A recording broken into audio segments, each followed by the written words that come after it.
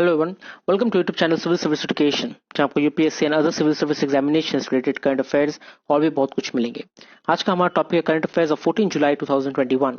Video के आखिर में एक मोटिवेशनल कोट भी दिया गया है, जब जरूर देखें, जो आपके फ्यूचर को ब्राइट और गोल्स को अचीव करने में हेल्प करेगी। पहला point, vaccination declines by 60% as states say they have no doses. The weekly pace of vaccination has declined to nearly 60% of what was seen in the week after June 21, when the center entirely took over vaccine procurement from the states. So जून 21 के बाद से centre ने पूरी तरीके से vaccination का जो policy है वो अपने हाथों में ले लिया था। अब स्टेट्स को ना डायरेक्टली वैक्सीन खरीदनी पड़ेगी ना देनी पड़ेगी, अब सेंटर की तरफ से ही वैक्सीन दिया जाएगा। लेकिन उसके बाद से ही देखा गया 60% का डिक्लाइन हो चुका है वैक्सीनेशन में। इसका मतलब सेंटर की तरफ से वैक्सीन फिर से नहीं दी जा रही है। The slackening has result in several states complaining of shortage and inability to cater to demand. States का ये कहना है कि अभी भी फिर से वैक्सीन की शॉर्टेज होने लगी है, डोजेस खत्म होने लगी है, लेकिन सेंटर की तरफ से कोई भी डोजेस नहीं दी जा रही है। Next, be vigilant to prevent third wave. Niti Aayog member. A third wave of COVID-19 is been witnessed across the world and it is same to be very vigilant. तो NITI Aayog member VK Paul की तरफ से कहना है कि इस third wave जो है पूरे दुनिया में अब देखी जा रही है, तो हमें भी सतर्क रहना पड़ेगा। He cautioned that irresponsible behavior could cause the COVID-19 numbers to rise again in India.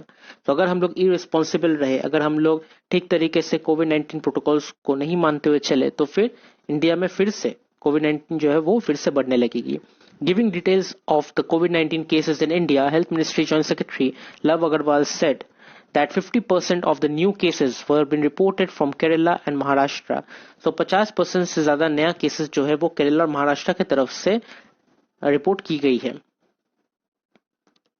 Next, Uttarakhand government suspends Kanwar Yatra. Uttarakhand has decided to suspend this year's Kanwar Yatra in view of COVID-19 situation, giving top priority to the protection of human life.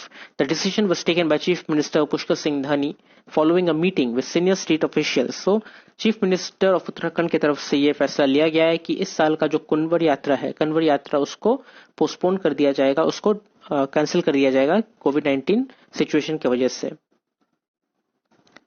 Next, crackdown on Bangladeshi immigrants in Tamil Nadu. The presence of large number of Bangladeshi immigrants in different parts of Tamil Nadu has emerged as a serious threat to internal security, forcing the state police to launch an intensive crackdown to weed them out. So Tamil Nadu में देखा गया है कि बहुत ज्यादा Bangladeshi immigrants है जो illegally यहाँ पे घुस आए हैं, वो एक सीरियस थ्रेट बन जा रहे हैं इंटरनल सिक्योरिटी के लिए। उनको निकालने के लिए स्टेट पुलिस को एक नया प्लान फोर्स लॉन्च करना पड़ रहा है। According to police sources, thousand of Bangladeshi nationals illegally entered India through the land borders in recent years and many families move to Tamil Nadu posing as natives of West Bengal.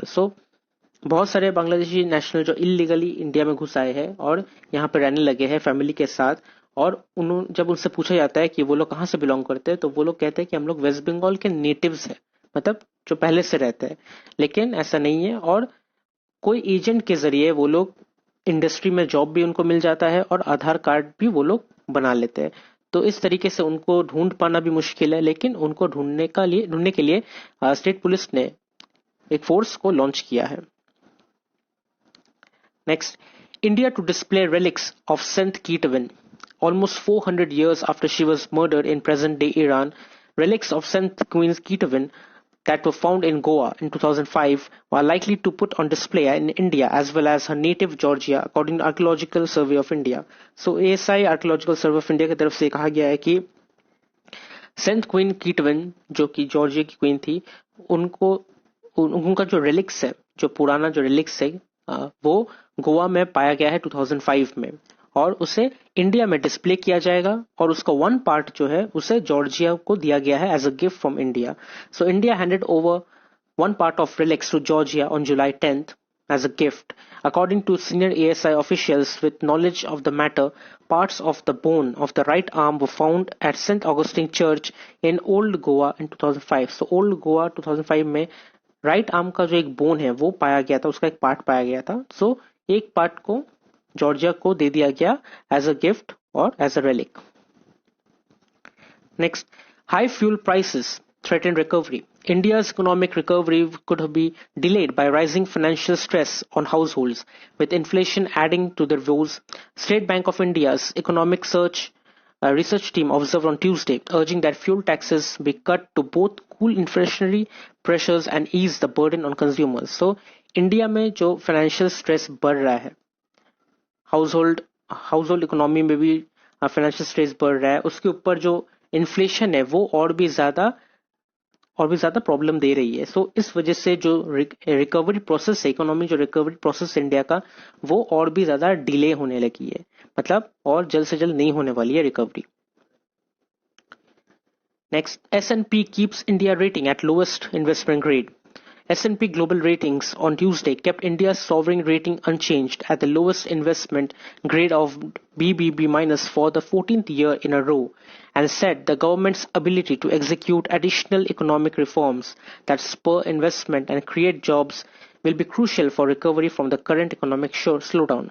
So, S&P Global Ratings का ये कहना है कि जो investment grade है वो और ज्यादा लोएस्ट हो चुकी है, और इसे बढ़ाने के लिए गवर्नमेंट को एडिशनल इकोनॉमिक रिफॉर्म्स तैयार करनी पड़ेगी, इन्वेस्टमेंट और ज्यादा करना पड़ेगा और जॉब्स क्रिएट करनी पड़ेगी, ताकि ये जो इकोनॉमिक स्लोडाउन जो है ये फिर से रिकवरी हो सके.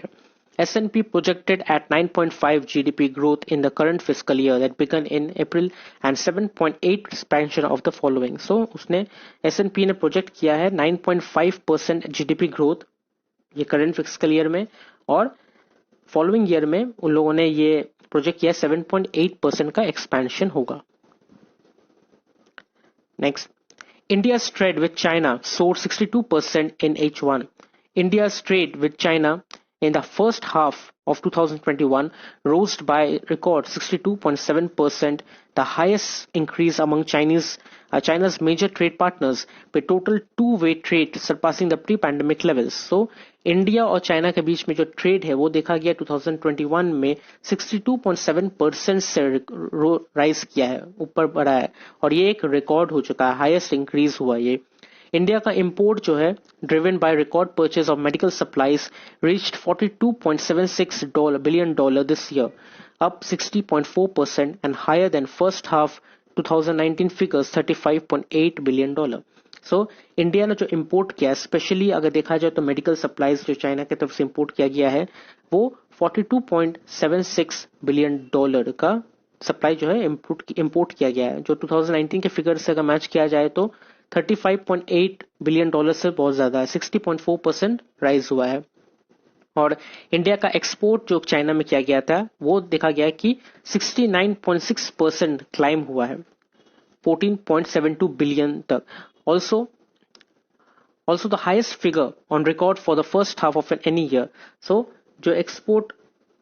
जो इंडिया से एक्सपोर्ट किया जाता है चाइना में वो भी बहुत कम था, जो कि इस बार देखा गया कि $14.72 बिलियन तक गया है, 69.6% तक राइज हुआ है.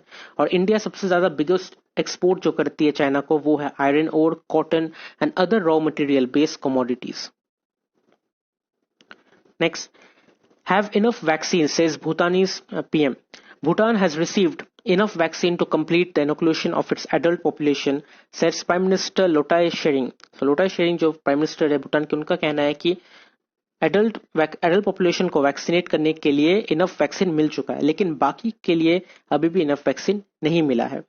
He announced that country would have more than 1 million doses by the year end, including in a first donation from the United States and China, two nations Bhutan does not have diplomatic relations with. Bhutan United states और China के साथ बहुत अच्छी diplomatic relations नहीं बनाई रखी हुई है, उनका जो रिलेशन है उतना ज्यादा खास नहीं है. अगर खास होती तो फिर भूटान को अब तक million doses of vaccine year and तक मिल गया होता. Next, Diuba becomes Nepal PM for 5th time. Sher Bahadur Diuba, leader of Nepali Congress, is the new Prime Minister of Nepal. The 75-year-old centrist politician was sworn to office by President Vidya Devi Bhandari on Tuesday evening, a day after the Supreme Court of Nepal, in a dramatic verdict, said former Prime Minister KP Sharma Oli had violated constitutional principle. तो नेपाल में फिर से एक नया PM का change देखने को मिला है, और ये बहुत ही जल्द हुआ है क्योंकि prime minister KP Sharma Oli को निकाल दिया गया है प्राइम मिनिस्टर की सीट से, क्योंकि उन्होंने कॉन्स्टिट्यूशनल प्रिंसिपल को वायोलेट किया, उनके लॉ को वायोलेट किया, और ये नेपाल के सुप्रीम कोर्ट की तरफ से वर्डिक्ट दिया गया है। सो उसके बाद प्रेसिडेंट विद्या देवी भंडारी ने शेर बहादुर देबुआ, जो कि नेपाली कांग्रेस के लीडर है, उनको new prime minister of Nepal बनाया गया। Next, don't want to fight inside cities, says Taliban. The Taliban do not want to battle government forces inside Afghanistan cities and would rather see them surrender, a senior insurgent leader said on Tuesday, as the militants also warned Turkey against exceeding its troop presence. तो तालिबान ने Afghanistan government को कहा कि हम लोग cities के अंदर Afghanistan government forces के साथ बैटल नहीं करना चाहते, उससे अच्छा ये होगा कि गवर्नमेंट फोर्सेस जो है वो सरेंडर कर दे। और उन्होंने टर्की को भी ये कहा, वार्निंग दी कि आप जो अपना सोल्जर्स ट्रूप्स जो बढ़ा रहे हो, एक्सटेंड कर रहे हो, वो आप ना करो तो बेहतर होगा। And next is important days, और 14 जुलाई का इंपॉर्टेंट डे है बैस्टिल डे और French national day. And last but not the least is today's quote, और आज का मोटिवेशनल कोट है, never give up, keep trying and you will succeed.